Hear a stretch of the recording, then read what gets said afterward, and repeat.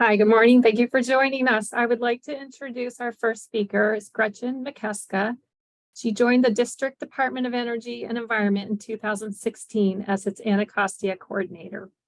In this role, she acts as a one-stop shop for both internal customers, including Department of Energy and interagency staff, and external customers such as residents, environmental stakeholders, industry, associations, and federal agencies regarding the remediation and restoration of the Anacostia River.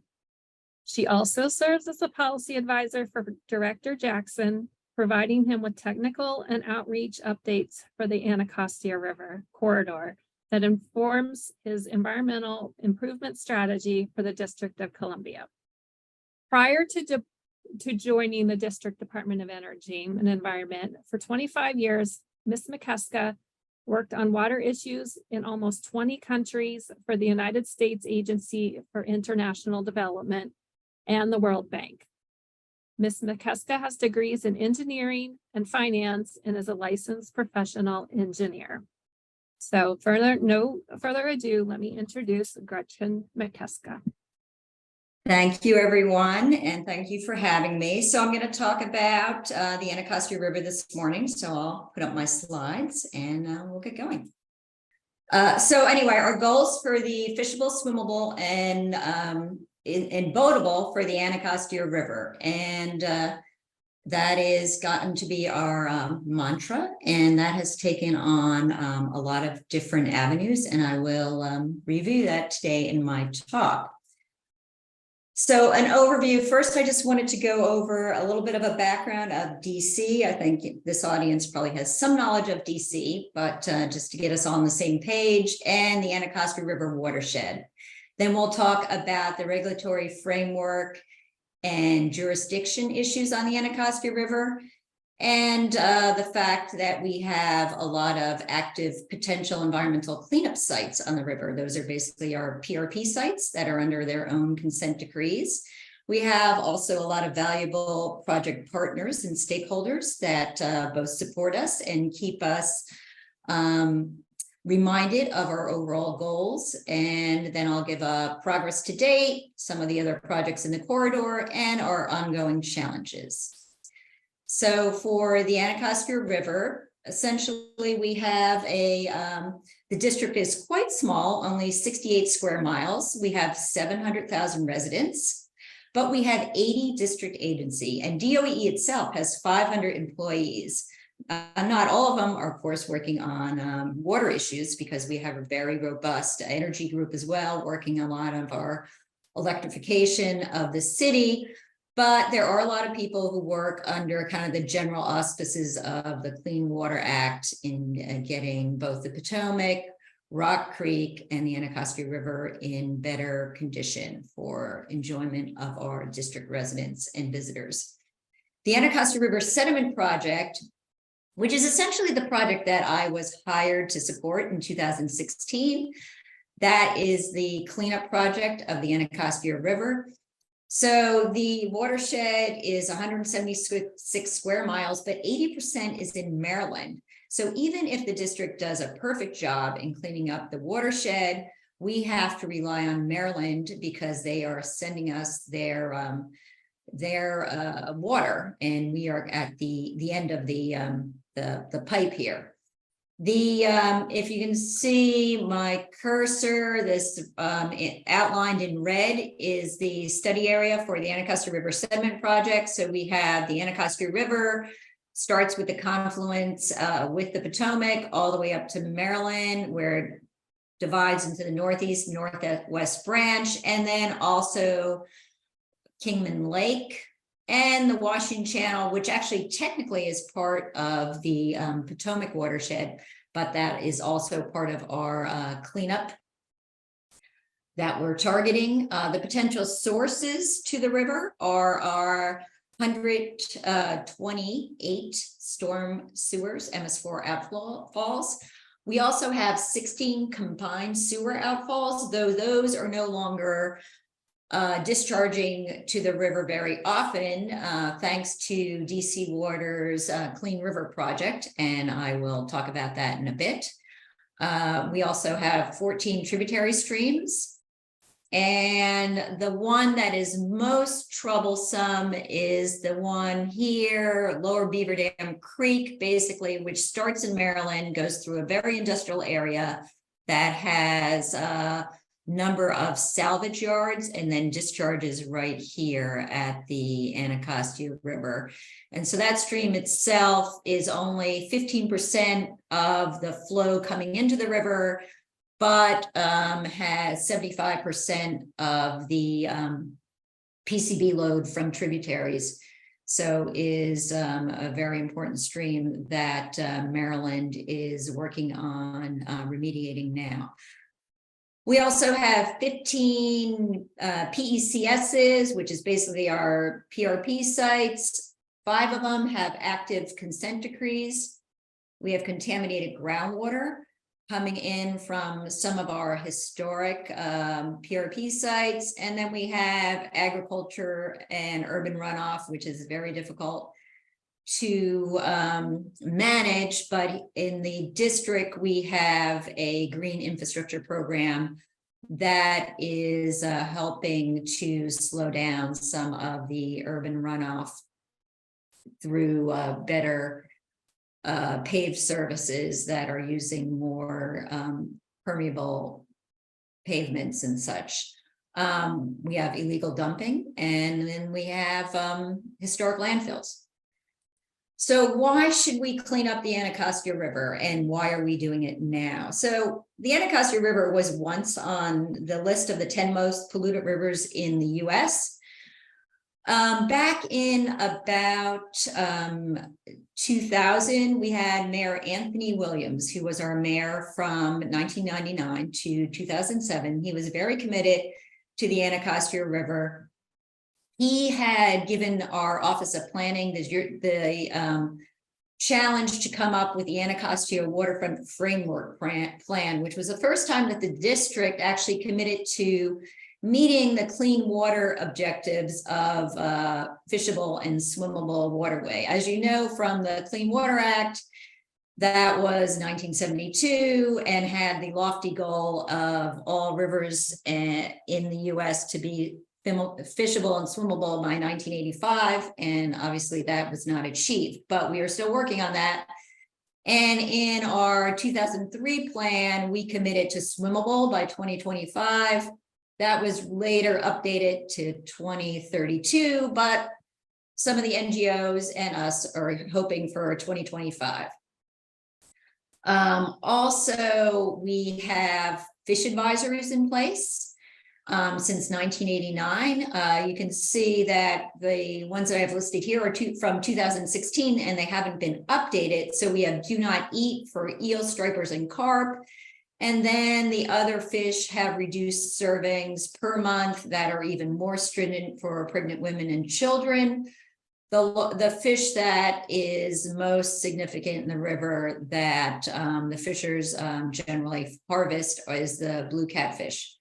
And then in 2000, AWS, Anacostia Watershed Society, sued the EPA for violations of the Clean Water Act. And they in turn then sued the district and DC Water to get the Clean Rivers project off the ground. And that is the project where the tunnels were basically constructed to take all those the combined sewer overflows from the old city portion of the district and take them down to our Blue Plain plants for treatment. So no longer discharging into the Anacostia River. Some of the tricky framework and jurisdictional requirements I have shown on this slide. So in 2013, finally, DC committed $45 million to cleaning up the Anacostia River under the Anacostia River Sediment Project. Before we were able to do that, and we had to switch our DC brownfields law, so it gave the district jurisdiction that we could actually have the authority to conduct the cleanup. And basically the brownfields law was amended so it follows CERCLA. So DOE is the agency that is leading the Anacostia River Sediment Project. Because the DC Council gave us this upfront money of $45 million, they gave us also a legislative deadline. So we had a 5-year deadline to issue our record of decision. This is not common at all. And actually, I have not heard about it at any of the other river cleanups going on in the US now. Some of the big cleanups, as you may know, Passaic, Berries Creek, and of course, there's the ongoing Hudson. None of them had these legislative deadlines, but because the city basically is using taxpayer money, they had this deadline. We had to extend it twice. The first time because we needed more data, the second time because we needed more public outreach, but we were able to issue our interim record of decision September 30th, 2020. And I always say, if it wasn't for the pandemic, we may not have met this deadline because our timing was good, that we could basically sit with our heads down from March 2020 to September 2020 and get this ROD issued. DC has the jurisdiction over the water, and National Park Service has jurisdiction over the river bottom. This makes it that we have to work together all the time to work to get this ROD underway and in place. We have the U.S. Army Corps of Engineer that has jurisdiction over the Federal Navigation Channel, which lies essentially in the middle of the Anacostia River. Now, the U.S. Army Corps has not maintained this channel and hasn't done any navigational dredging since 1993, but still has jurisdiction over it. So we have to work with them as well. And then we have the 5 potential environmental cleanup sites that have their own cleanups underway, and they are under separate consent decrees. This slide shows the PECSs, the main ones along the river that are active now. We have the Kenilworth Park landfill that operated from 1992 to 1970. The Park Service is the lead agency for that. Their primary contaminants of concern, COCs, or PAHs, PCBs, and lead. And their record of decision was issued in December 2022. And that is basically a capping remedy. The interesting part about this is part of the landfill, the north area, is going to be turned over in jurisdiction to the district. So we're going to get part of that site. And we are, our Department of Parks is actually planning a lot of outreach in the coming months on how the residents in that area want to see this site activated once the cleanup is done. And the Park Service will retain the south area of the landfill. The Pepco Benning Road, which is the picture that you're seeing here. This is looking downstream. This is probably a picture sometime in maybe the 80s. Those smokestacks were dismantled in 2015.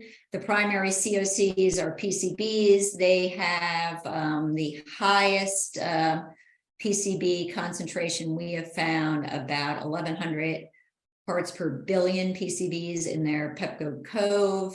Their feasibility study is coming out this year, and they have a landside feasibility study and a focused FS, which is for the Cove, and we are working on reviewing that draft now. Washington Gaslight, it operated 1888, 1948, manufactured gas production, and they stopped operation in 1983. Their COCs are PAHs, and they're working on their feasibility study. However, they have a new groundwater investigation underway because of a sheen that was seen about in 2019. So that might be a bit delayed. Washington Navy Yard has their ROD scheduled for 2025. The district right now is reviewing their proposed plan, the draft proposed plan, and their primary PCB contaminants are PCBs as well. So some of our partners and stakeholders are, hold on one second. Our U.S. Fish and Wildlife Service, University of Maryland, Baltimore County, and the USGS. U.S. Fish and Wildlife Service has been invaluable in doing our fish studies for us. And they are, as I mentioned, the ones that initially did some of the studies back in the 90s where fish with tumors were found in the river. They have identified two fish, mummy chugs and killifish, as the primary indicator fish, and they are the feeder fish for some of the larger fish, and are doing a lot of studies on what the contaminant levels of those fish are. And then coupled with the University of Maryland, Baltimore County, and they are doing the food web studies, and they also do some of our passive sampler studies in conjunction with U.S. Fish and Wildlife.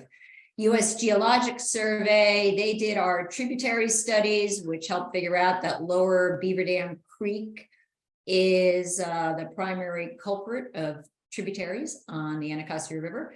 They also now are doing a study using a fluoride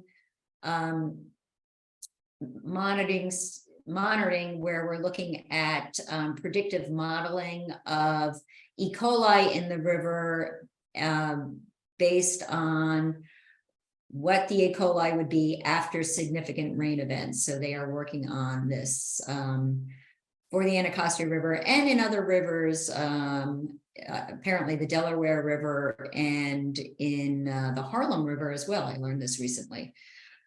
We have the Leadership Council for a Cleaner Anacostia River, and that is established in 2014. That was set up by the Mayor Gray at the time, and as an oversight for our Anacostia River sediment project. So we meet quarterly. We get over 100 persons at every meeting. We're meeting next June 8th. I encourage you to attend our meetings. Our key stakeholder activities that we have in the watershed are the Anacostia Riverkeeper has a very active citizen science volunteer monitoring program that has been going on since 2019. They have trained over 300 monitors to conduct samples at 5 sites along the Anacostia River. And that is very helpful for informing the sampling that DOE also does in our water quality division. The Anacostia Watershed Society, they have their annual report card that tracks fecal bacteria, submerged aquatic vegetation, dissolved oxygen, chlorophyll, turbidity, and that's been going on since 2011. DC Appleseed has held the grant that DOE issued called the Anacostia River Sediment Project Technical Oversight Grant, and that enables a NGO to basically hire a consultant to help them go through the technical documents that are produced by the project and share them with their constituents. Annual events that are held on the river, the Anacostia River Festival, which is hosted by the 11th Street Bridge Project, NPS, that's this weekend. We host the Kingman Island Family Day. We get over 1,000 people at that. That's in October. Festival del Rio is hosted by COG, and that's in the Maryland portion of the river and targets the Hispanic community that accesses the river. So progress to date, Swimmable, we've made a lot of progress with the DC Waters Clean River Project. That's costed $2 billion. And the first part of that tunnel went online in March 2018. There used to be over 80 combined sewer overflows in the river prior to the Clean River Project. Now we're about down to 20. And they estimate there'll be about 2 after the final segment of the tunnel, Northeast Boundary Tunnel, which will be online this year. So that is really a game changer. I'm in a competitive boating club for 20 years, and the it's really strikingly, if you're a boater on the river, it's really quite amazing how the river looks now. The Anacostia River Pool Project was done in 2018, and that was to basically start looking at swim sites along the river, was following the Charles River Conservancy, where they did a similar study that was done by the Anacostia Waterfront Trust in concert with the Smith Group and DOE and the Park Service. And so that looks at where actually a, I'll say, European style swim platform could be put in place in the river. We're hoping for a splash day in this summer. Fishable is what I call the Anacostia River Sediment Project. I talked about the rod. And so we help construction on the implementation of our rod will be in 2026. We're starting with the Washington Channel, then moving to Kingman Lake, and then finally the main stem. And we have work plans underway, and 30% design is will be released soon. For boatable, we have worked on a lot of surveys to figure out what the boating on the river is. We also modified the federal navigation channel back in 2020 to better reflect current uses.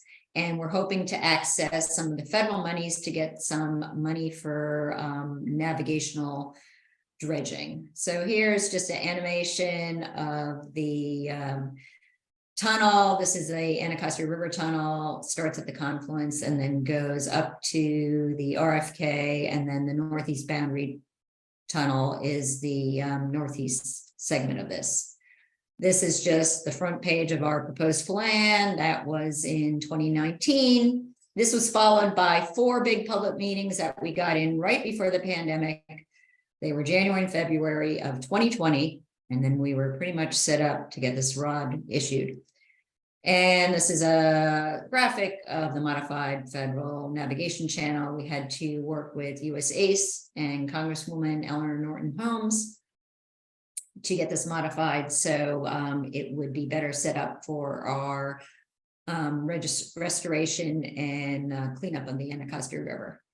A couple other projects in the corridor. It's a busy place. We are working on Kingman and Heritage Island. We have $4.7 million that the district allocated for environmental infrastructure on the island. So that's underway. We're hoping someday to get a big training center on the island that would be a living building. And if we were able to achieve that, it would be quite expensive, following kind of the Brock Center. I don't know if you've been down there in Virginia Beach. And so we have that kind of scoped out. The Benning Road Bridges and Transportation Improvement Project, that's what this graphic shows, to make the Benning Road area more pedestrian friendly. And that will be underway in 2024. We also have an overall plan for the corridor that we got NIFWIF funding for. And there's a survey out now to basically look at restoration projects in the corridor, and are making the Anacostia and Potomac Swimmable project looks at specific pilot swim locations in both rivers. Ongoing challenges, we are working on beneficial use of dredge materials.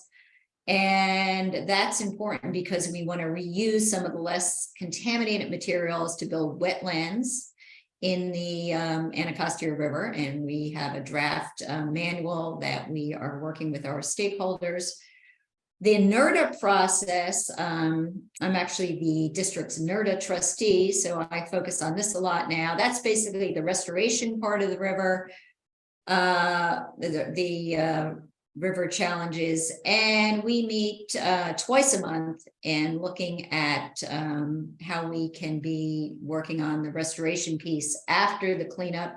Right now, if you look at this graphic, we're on phase 2. We have our damage assessment plan that is draft now, and that will be put out to public comment sometime this summer. And then we are always working with Maryland, and as I said, they're working on Lower Beaver Dam Creek.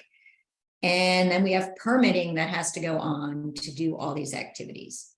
So that is the end of my formal talk. If there's any questions, that'd be great. And I'll stop sharing my screen. Thank you for that. That was a very great presentation and very useful and good information for everyone who is familiar with the Anacostia River or are not. So thank you for all that. So far, there are no questions in the chat. Does anyone have any questions for Gretchen? No, nothing. This presentation will be available in the will be available with the recordings as after the summit has been completed. So if anyone wants access to these slides and any of the other information that Gretchen presented, those will be available. I guess with that, if no one has any questions, we can convene this session.